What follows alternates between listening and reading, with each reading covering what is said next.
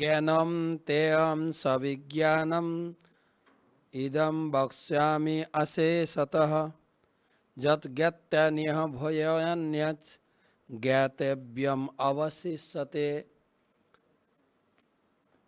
এই ভগবদ্গীতার জ্ঞান বিজ্ঞান সম্মানিত জ্ঞান। এই জ্ঞান আহরণ করলে আর কোনো কিছু জানার প্রয়োজন হয় না। আজকের আলোচনা ত্রয়োদশ অধ্যায়ের চতুর্দশ শ্লোক।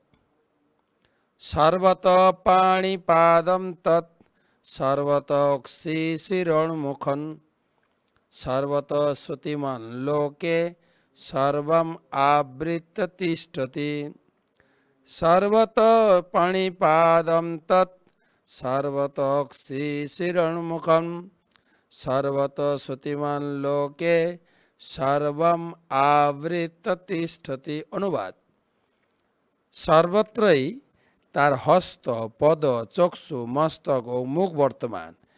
তিনি সর্বত্রই কর্ণযুক্ত। এইভাবে জগতের সব কিছুতে পরিব্যাপ্ত হয়ে তিনি বিরাজমান।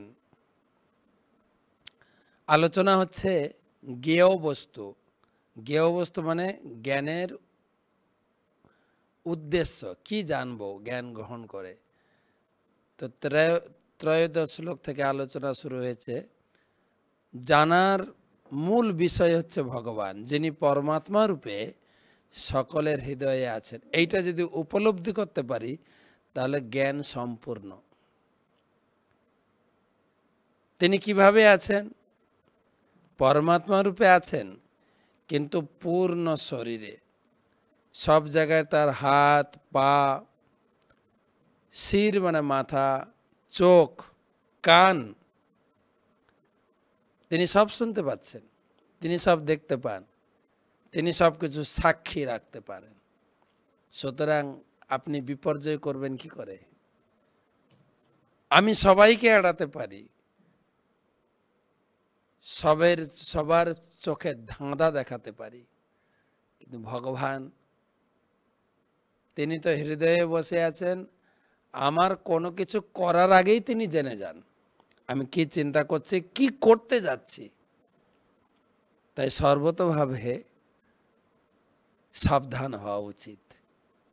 ভগবান সব কিছু দেখছেন। এখন জগন্নাথের রথযাত্রার সূচনা চলছে। উড়িষ্যাতে প্রত্যেকটি রিস্কার পিছনে লেখা আছে চোখা আঁকে সবু দেখছি। ভগবানের, জগন্নাথের চোখ খোলা, কখনো বন্ধ হয় না। তিনি দেখতে পান, শুনতে পান, তিনি চলতে পারেন, তিনি আমার নৈবেদ্য তিনি গ্রহণ করতেও পারেন।